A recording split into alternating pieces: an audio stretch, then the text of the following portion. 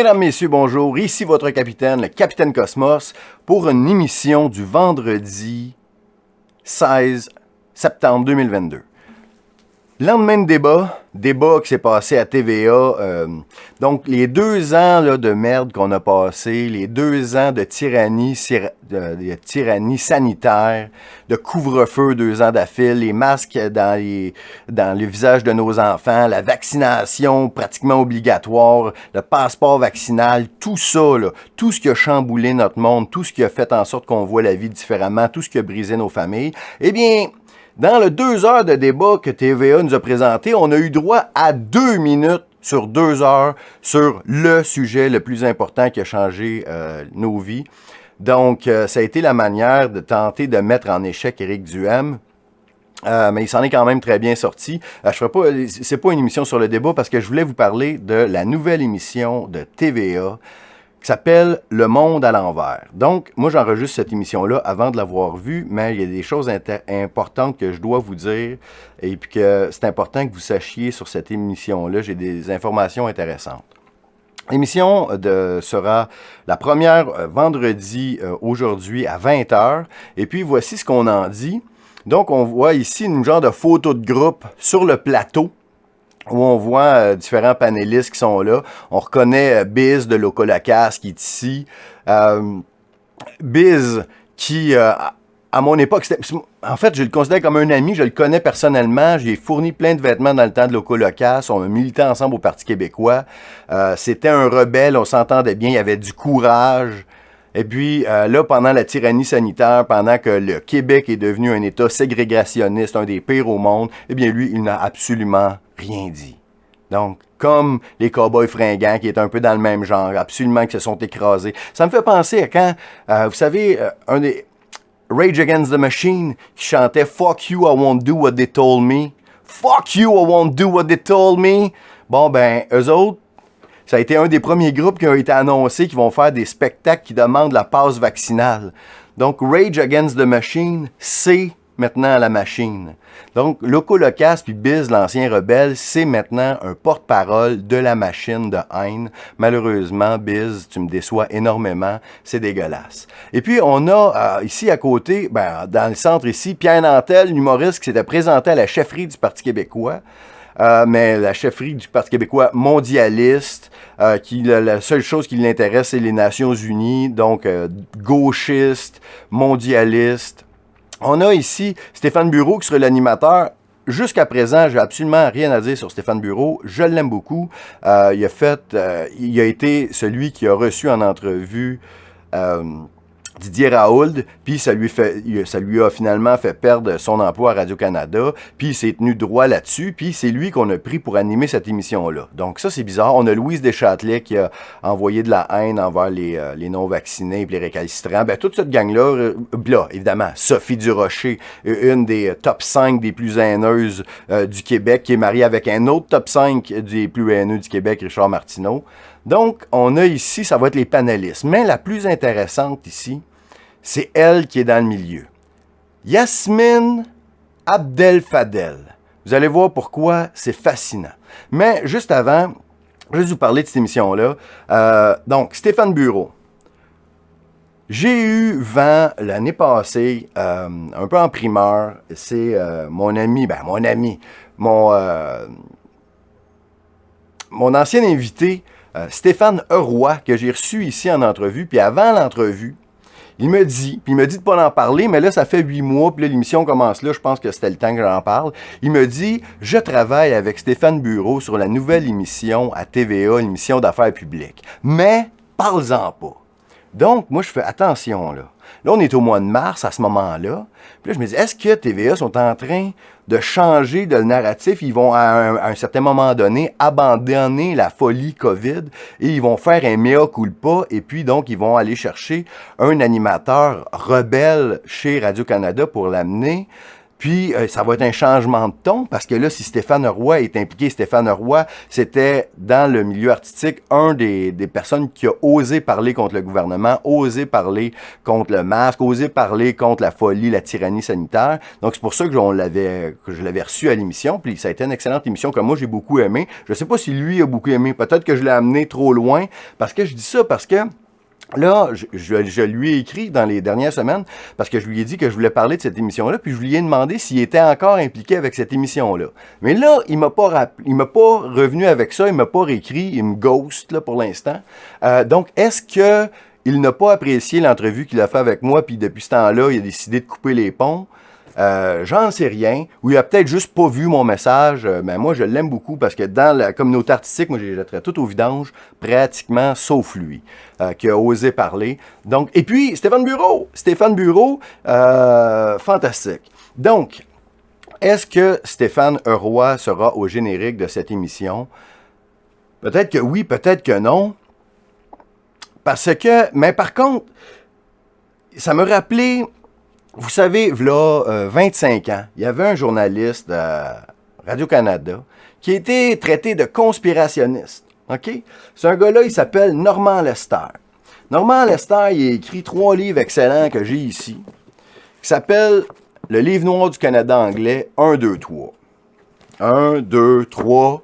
Donc ça, dans ces livres-là, ça documente en détail quelles ont été les fraudes qui ont été commises par le camp du non, ou le clan fédéraliste, pour voler le résultat du référendum de 95, qui s'est terminé là, finalement à 49,7 versus 50,3. Donc, moins de 33 000 votes de différence, puis ça l'explique comment, ici, on a volé l'élection. Donc, Normand Lester, à ce moment-là, si on était aujourd'hui, on le considérait comme quelqu'un qui renie les élections, les résultats d'élections. Il serait comme d'extrême droite. Qui nie la démocratie, qui fait du mal à la démocratie, il serait conçu comme ça. Mais au moment qu'il écrit ces livres-là, moi-même, je militais pour l'indépendance du Québec, puis moi, c'était devenu mon idole à ce moment-là, Normand Lester, le seul journaliste qui se tient droit face à l'adversité, qui est même game de perdre sa job à Radio-Canada.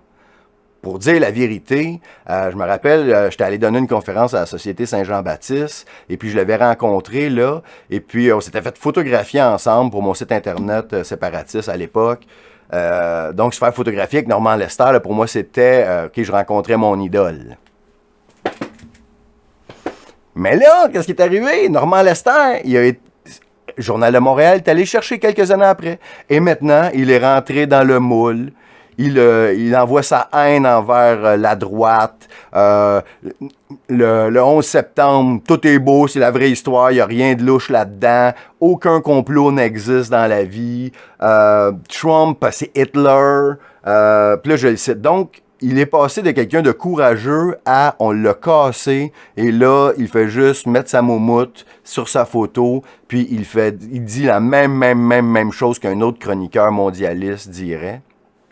Donc, ils ont déjà fait le coup.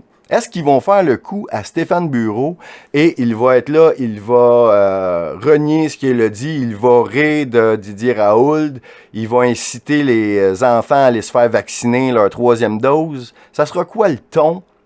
C'est ce que nous verrons. Mais maintenant, le cas de Yasmine Abdel Fadel. Yasmine Abdel Fadel, jeune femme connue dans les médias, qui est partout dans l'Empire québécois. OK?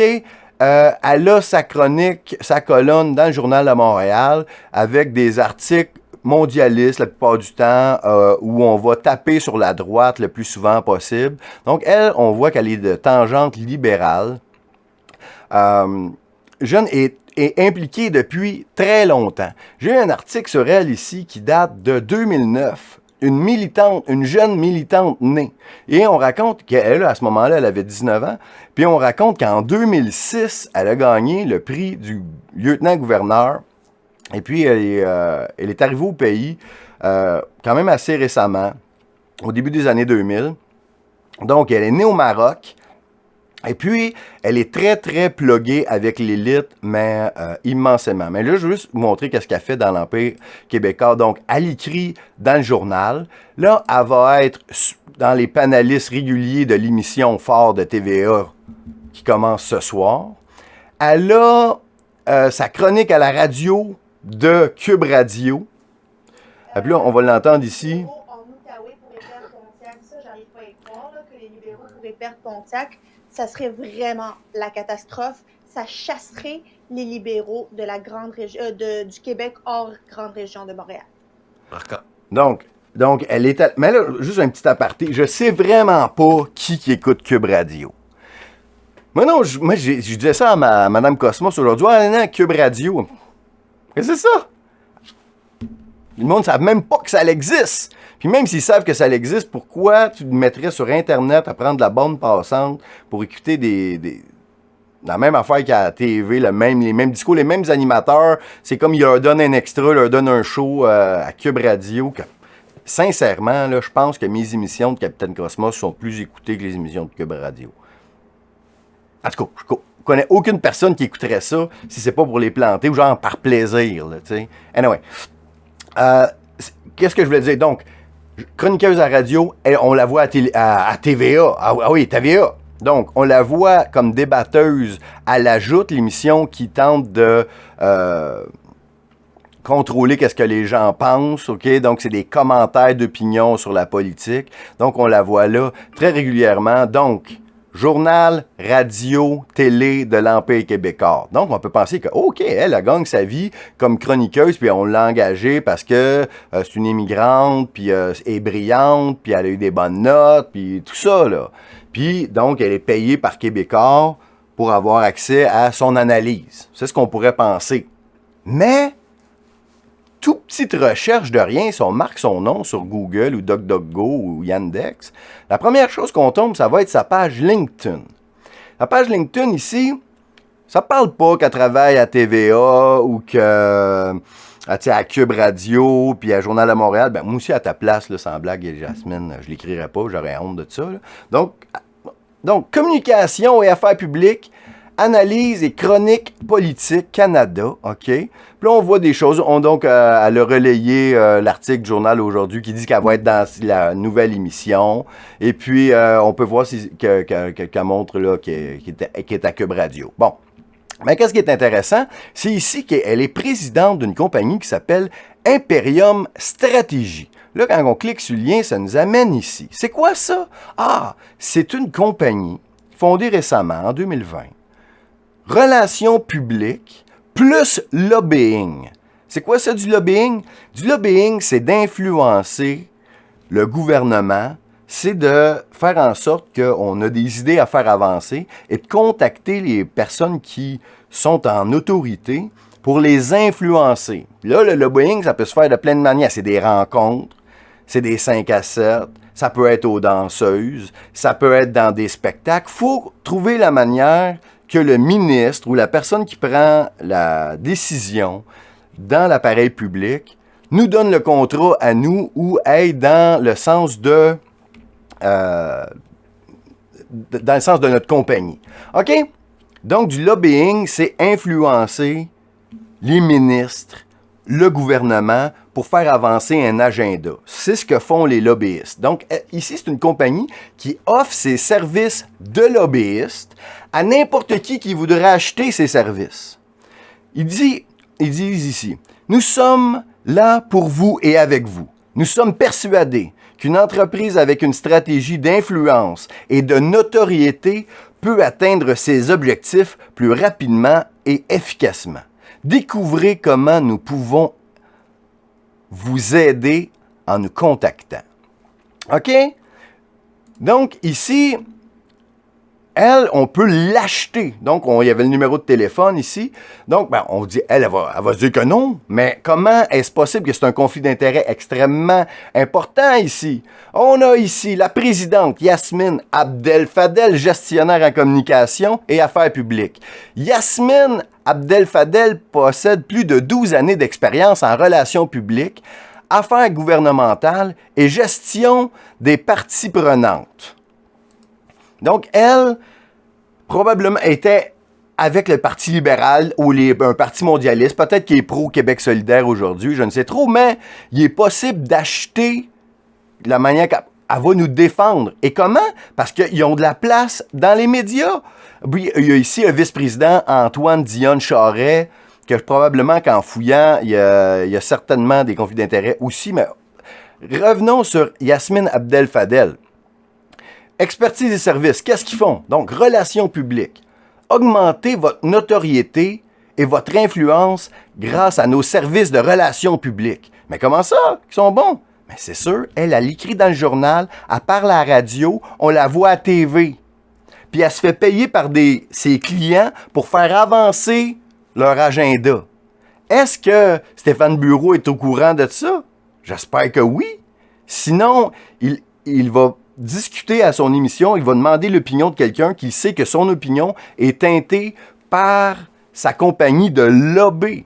Donc, elle est là, elle parle au micro, mais sa job principale, là, ce qu'on voit sur LinkedIn, elle est présidente de Imperium Stratégie, compagnie de lobbyistes. Donc, ils disent ici, vous voulez vous faire entendre auprès des gouvernements et des autorités publiques? Nous pouvons vous aider. Yasmine pourrait glisser un petit mot. Elle ajoute, ou dans le journal, une chronique qui irait dans ce sens de confisquer les armes à feu. Parce que les gens qui vont employer ces services, c'est très certainement des entreprises qui sont financées par de très grands financiers mondialistes à la George Soros. C'est la manière de faire partout en Amérique, partout en Occident. Et puis elle est à la courroie entre les mondialistes qui veulent faire avancer l'agenda de gauche, le gouvernement et les médias à travers ça, parce qu'elle est une des figures médiatiques les plus importantes chez TVA Québécois. Elle écrit dans le journal, elle est à la radio, puis elle est la chroniqueuse politique à la télévision. OK, on nous dit ici, la mise sur pied d'un plan de communication. Les discours et communiqués stratégiques n'ont aucun secret pour nous. On connaît ça. Formation et coaching, ben ça bon. OK, gestion de crise. Gérer une crise médiatique et publique requiert de la rigueur, de l'expérience et du doigté. On est disponible pour vous soutenir. Imagine tout ce qu'elle peut faire pour nous. Tout ce qu'elle peut faire pour nous avec et ses liens au gouvernement, et ses liens dans les médias, et son micro. Elle peut tout faire. Donc, on a ici les nouvelles, qu'est-ce qui s'est passé, comment la contacter. Donc, l'actualité, qu'est-ce qui se passe avec eux autres? Notre présence dans les médias. OK, là, ils nous disent ici, donc, en bas, ils disent, regarde, on peut tellement vous aider, là. Regardez comment on est présent dans les médias. OK, on peut voir ici les chroniques de Yasmine qui sont là. Et voilà. Et puis, c'est très facile. OK, donc, on couvre les libéraux, voilà. Donc, ce qu'elle dit ici, ça fait partie de son pitch de vente. Voici ce qu'on écrit pour nos clients. Vous pouvez nous acheter pour qu'on écrive la même chose pour vous. C'est clair comme de l'eau de roche. Et c'est elle qui sera aux côtés de notre ami Stéphane Bureau, qui, à mon avis, à date, une feuille de route impeccable. On l'admet de tous les côtés, et la gauche et la droite. Les moutons, les complotistes, tout le monde trouve que tu es droit. Donc, tu vas jaser politique. Tu vas tenter. Et puis là, il y a des gens qui vont donner des arguments pour influencer la population. Et une de tes panélistes, Stéphane, c'est une lobbyiste qui offre ses services, pas sur OnlyFans, mais sur son site Internet, pour qu'elle fasse avancer leur agenda. Nous accompagnons nos clients dans l'évaluation, l'élaboration et l'exécution de leur stratégie de relations publiques et de communication corporative. Elle se met elle-même en vente. Et elle sera à ton émission d'une manière régulière. Stéphane, tu dois adresser la question et lui dire comment on peut faire pour lui faire confiance dans son opinion quand on peut acheter son expertise pour influencer la population et par le fait même le gouvernement, ou le gouvernement par le fait même la population. Donc, avant que l'émission joue ce soir, je voulais que vous soyez conscients qu'on vous regarde de très près Ben, je vous souhaite sincèrement que vous n'ayez pas de code d'écoute comme le reste de vos émissions. Mais ce n'est qu'un show de boucan. On va nous parler d'identité, la place du français. Biz va être là, il faut se faire l'indépendance. Elle va être là, elle va défendre le mondialisme. Lui, il va essayer de faire des jokes. Mais tout ça, ce n'est que du vent. La vraie affaire, c'est on veut pas d'identité numérique. On veut que nos enfants puissent vivre libres. Ils puissent avoir des blondes, qu'ils puissent fonder une famille, qu'ils puissent s'acheter une maison. C'est ça qu'on veut. Parce que comme c'est là, regarde, moi, dans mon rêve, depuis que je suis jeune, là, je voudrais qu'à la retraite, là, je voudrais pouvoir m'acheter un chalet, OK, puis avoir une corvette. Puis après, embarquer dans ma corvette, puis aller au village, puis là, m'acheter un café, un beigne, puis payer, puis donner 5$. Je voudrais juste ça. Mais dans la petite histoire que je viens de vous conter, là, ça a l'air bien... Ça a l'air bien facile. Mais comme c'est là, c'est impossible que ce rêve-là se réalise. Premièrement, avec le prix des propriétés, puis la manière qu'on se fait envahir, puis que BlackRock achète toutes les propriétés, ça va être impossible de m'acheter un chalet. Deuxièmement, je voudrais avoir la corvette. Avec tous les gouvernements qu'il y a là, ça sera impossible de m'acheter une corvette quand je vais être à la retraite, parce que je ne pourrai pas avoir le char à gaz, ça va être interdit. Même je voudrais avoir une corvette, par exemple, je sais pas, au moins une 72 décapotable. Mais là, je pourrais pas acheter un char à gaz. Donc, je pourrais pas avoir de chalet, je pourrais pas avoir de corvette. Puis après, dans mon histoire, je disais que je vais aller m'acheter un beigne puis donner 5$. Ben, il y aura plus d'argent en cash. Fait que tout mon rêve, là, ça va être dans des villes, plus le droit de se promener partout, comme des esclaves. Donc, c'est de ça qu'il faut parler, puis c'est la seule chose qui est importante. On veut pouvoir réaliser nos rêves, des rêves bien simples, c'est que nos enfants puissent fonder une famille. Puis qu'on soit dans 20 ans, 30 ans, puis qu'on soit grands-parents, puis qu'ils viennent nous visiter au chalet, puis là, qu'on lave la corvette ensemble. C'est ça que je veux. Donc, traitez-moi de conservateur, je l'assume, OK? Je sais, je suis catholique, je sais que je suis un pécheur, et je reconnais Jésus comme mon sauveur. Je ne me cache pas, mais personne peut acheter mon opinion. C'est ça la différence entre Capitaine Cosmos et Yasmine, Abdel Fadel et le groupe TVA, le groupe de haine médiatique au Québec, qui ils ont une nouvelle recrue, Stéphane Bureau. Je pense que tu t'es fait prendre comme Normand Lester par la machine. C'est Capitaine Cosmos, live. Ce que vous n'entendrez pas à TVA Nouvelles. Ici votre capitaine, le Capitaine Cosmos. Suivez les nouvelles aventures du Capitaine Cosmos sur Telegram, Odyssey, BitChute, Twitter et Get. Des commentaires, de l'analyse, de l'humour, de la musique, tout ça et bien plus sur la chaîne Telegram du Capitaine Cosmos. Oui, le Capitaine Cosmos. Simplement. Tu sais, si tu penses que les policiers veulent notre bien, qu'ils se parlent pas entre eux autres? Ah, OK.